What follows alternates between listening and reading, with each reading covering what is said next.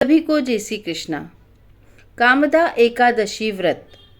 एकादशी व्रत से सभी लोग परिचित हैं।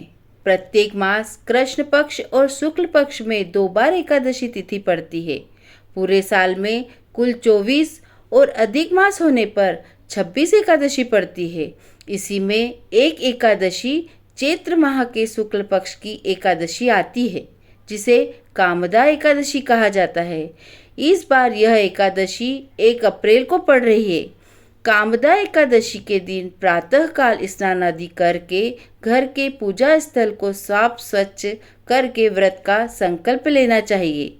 कामदा एकादशी वाले दिन भगवान विष्णु का पूजन किया जाता है और विधि विधान से भगवान का पूजन करने से वे प्रसन्न होते हैं और सभी मनोकामनाओं को पूरा करते हैं। इस दिन व्रत रखने वाले को एकादशी कथा कहना और सुनना बहुत ही महत्वपूर्ण माना गया है।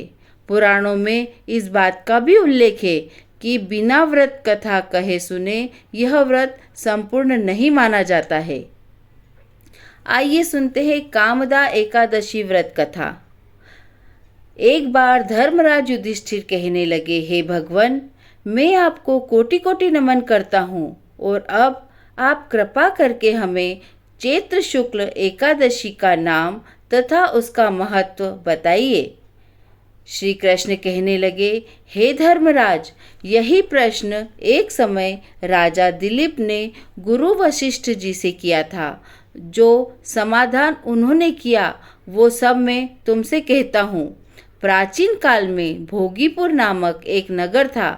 वहाँ पर अनेक ऐश्वर्य से युक्त पुंडरीक नाम का एक राजा राज्य करता था। भोगीपुर नगर में अप्सरा, किन्नर तथा गंधर्व रहते थे। इसी नगर में अत्यंत वैभवशाली स्त्री पुरुष ललिता और ललित रहते थे। उन दोनों के बीच इतना स्नेह था कि वह कुछ देर के लिए भी एक दूसरे से अलग नहीं रह पाते थे। ललित राजा के दरबार में एक दिन गंधर्वों के साथ गान करने पहुंचा, लेकिन गाते गाते उसे ललिता की याद आ गई और उसका सुर बिगड़ गया। ललित के मन के भाव जानकर कारकोट नामक नाग ने यह पद भंग होने का कारण राजा से कहा। इस पर क्रोधित राजा पुंडरीक ने ललित को राक्षस बनने का श्राप दे दिया। तब पुंडरीक ने क्रोधपूर्वक कहा कि तू मेरे सामने गाता हुआ अपनी स्त्री का स्मरण कर रहा है, अतः तू कच्चा मांस और मनुष्यों को खाने वाला राक्षस बनकर अपने किए कर्म का फल भोग। और उसी क्षण ललित विशालकाय राक्षस बन गया। उसका मुख अत्यंत ही भयंकर, नेत्र सूर्य चंद्रमा की तरह प्रदीप्त तथा मुख से अग्नि निकलने लगी।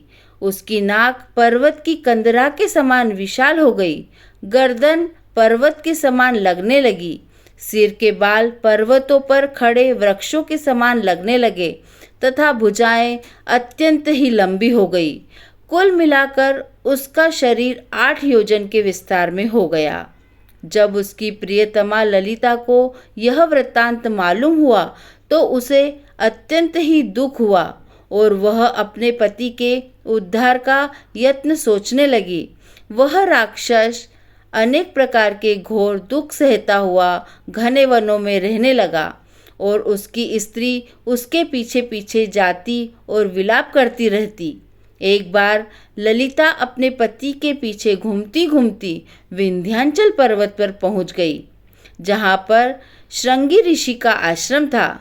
ललिता शीघ्र ही श्रृंगी ऋषि के आश्रम में गई, जहां जाकर विनती भाव से प्रार्थना करने लगी। उसे देखकर श्रृंगी ऋषि बोले, हे सुभगे, तुम कौन हो तथा यहाँ किस लिए आई हो? ललिता बोली कि हे मुने, मेरा नाम ललिता है। मेरा पति राजा पुंडरीक के श्राप से विशालकाय राक्षस हो गया है।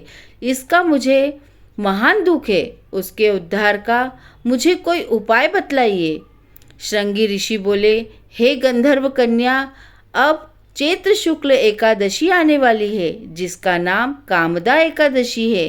इसका व्रत करने से मनुष्य के सब कार्य सिद्ध होते हैं। यदि तुम कामदा एकादशी का व्रत कर उसके पुण्य का फल अपने पति को दो तो वह शीघ्र ही राक्षस योनि से मुक्त हो जाएगा और राजा का श्राप भी अवश्य ही शांत हो जाएगा।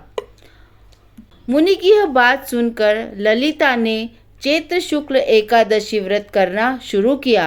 एकादशी के दिन वह ब्राह्मणों को भोजन कराती और दान देती। एकादशी व्रत का फल अपने पति को देती हुई भगवान से इस प्रकार प्रार्थना करने लगी, हे प्रभु, मैंने जो यह व्रत किया है इसका फल मेरे पतिदेव को प्राप्त हो जाए, जिससे वह राक्षस योनि से मुक्त हो जाए। एकादशी का फल देते ही उसका पति राक्षस योनि से मुक्त होकर अपने पुराने स्वरूप को प्राप्त हुआ। फिर अनेक सुंदर आभूषणों से युक्त होकर ललिता के साथ विहार करने लगा। उसके पश्चात वे दोनों विमान में बैठकर स्वर्गलोक को चले गए। वशिष्ठ मुनि कहने लगे, हे राजन, इस व्रत को विधि पूर्वक करने से समस्त पाप नष्ट हो जाते हैं और राक्षस या आदि की योनि भी छूट जाती है। संसार में इसके बराबर कोई और दूसरा व्रत नहीं है। इसकी कथा पढ़ना और सुनने से वाजपेयी यज्ञ का फल प्राप्त होता है। ओम विष्णवे नमः। बोलिए विष्णु भगवान की जय।